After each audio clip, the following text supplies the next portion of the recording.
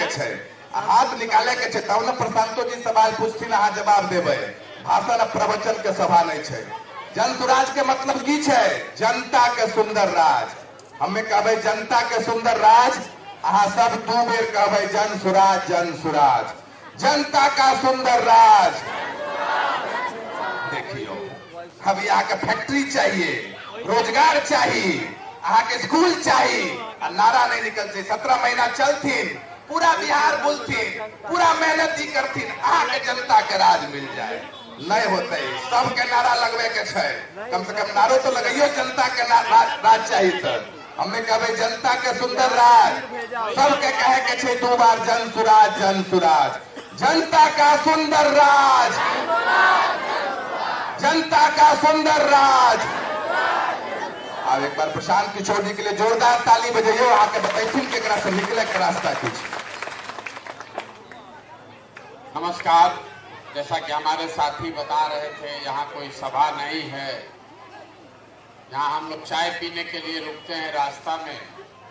आपको भी निमंत्रण दिया होगा कि आप आइए, इच्छा है तो चाय पीजिए, 2-4 सवाल अगर आप करना चाहते हैं तो कर सकते हैं। चाची ने एक बढ़िया बात बताया कि 400 रुपया पेंशन से क्या होगा, रोजगार चाहिए, और हमारे लिए ही नहीं, सब समाज के लिए चाहिए। हम जब पैदल चलते हैं तो लोग कहता है कि भैया इतना पैसा खर्चा करके आप पैदल चल रहे हैं, कि पैसा हम ही लोग को आप दे देते तो हम लोग का कल्याण हो जाता। कुछ आदमी भी कहता है कि भैया अगर आपके पास पैसा साधन है तो 2-3 फैक्ट्री लगवा दीजिए कि हमारे बच्चों को यही रोजगार मिल जाए।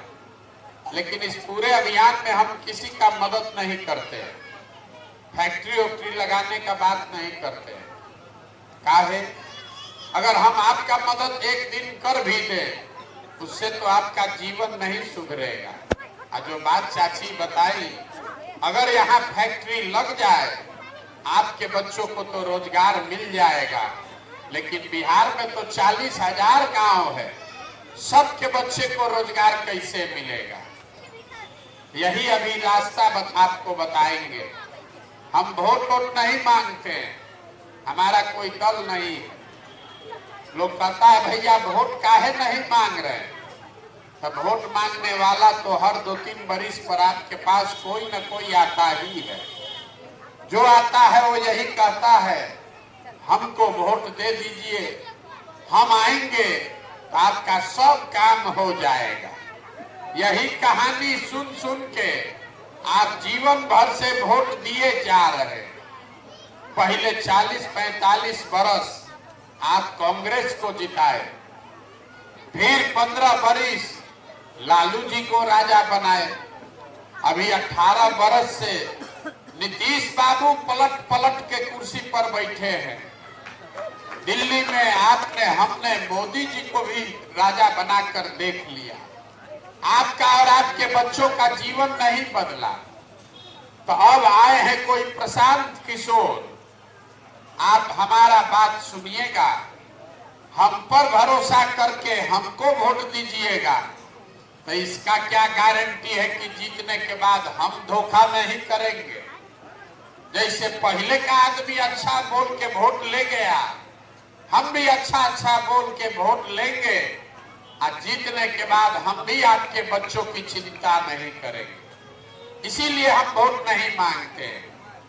आपको अभी 15 मिनट में वो रास्ता बताएंगे, अगर आपको समझ में आ जाए तब वोट जिसको मन है उसको दीजिए, लेकिन जो रास्ता बताएंगे वैसे दीजिएगा तो लिख के हमसे गारंटी ले लीजिए, आपके बच्चों के लिए रोजगार पढ़ाई यहीं पर हो जाएगा। रास्ता अगर सीखना है तो भाषण नहीं सुनना है। अभी कुल जमा 4 को आपसे सवाल पूछेंगे, हर आदमी को उसका जवाब देना है, हाँ या ना, इतने बोलना है। हाथ उठाकर हाँ या ना बोलिएगा, अब 15 मिनट में आपको अपने आप समझ में आ जाएगा कि आपकी गरीबी का, बदहाली का, परेशानी का कारण क्या है और इससे निकलने का उपाय क्या है।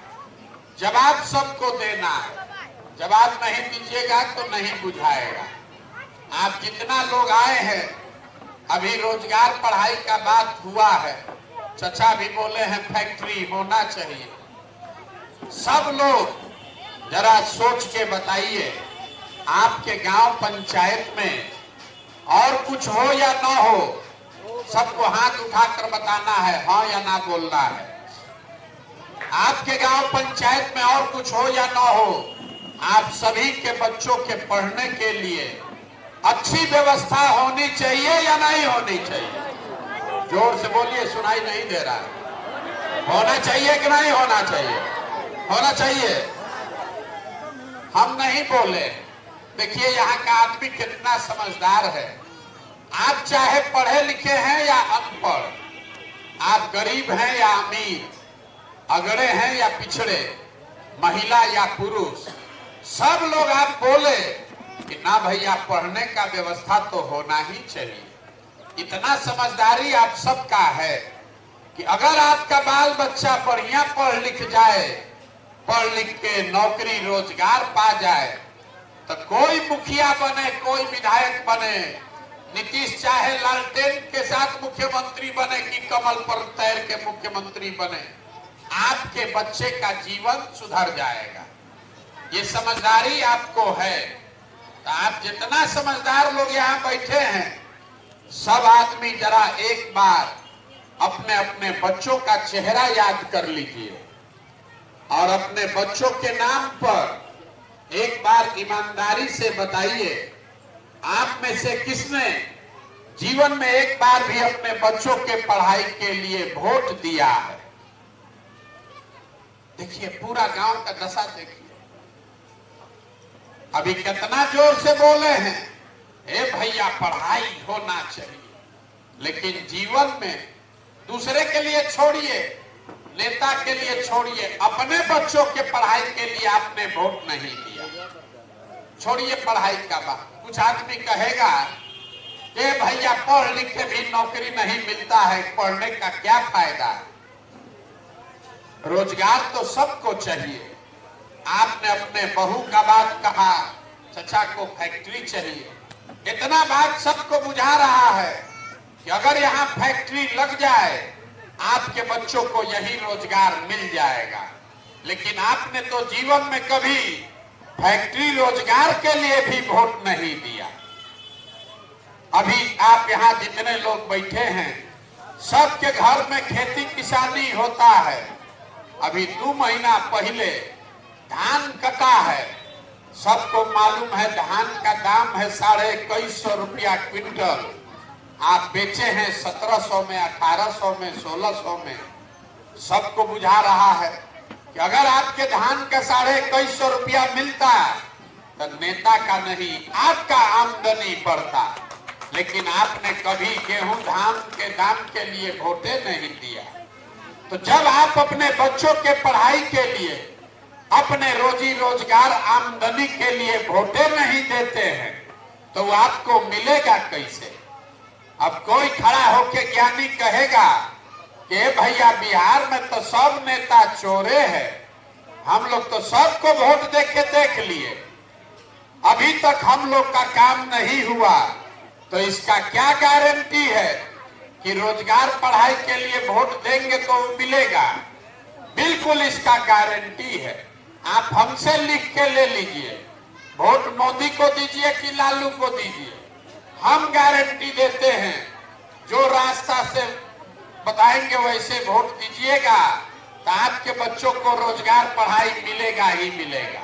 अगर हमारी बात पर भरोसा नहीं है तो दूसरा सवाल अभी पूछ रहे हैं, उसका जवाब दीजिए और आपके आंख के सामने दिखेगा कि कैसे मिलेगा।